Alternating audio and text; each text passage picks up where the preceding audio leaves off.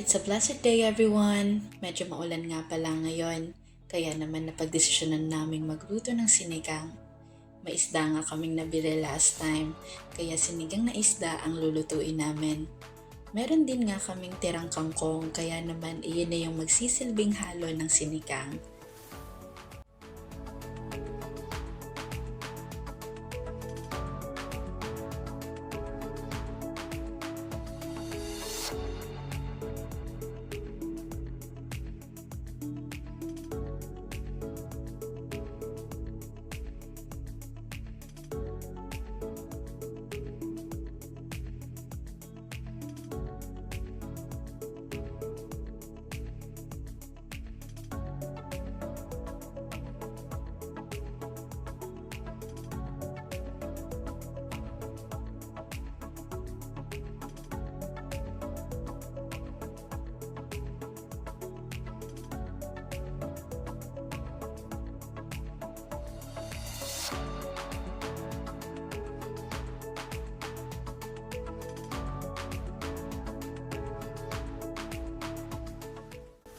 At luto na nga ang sinigang na isda.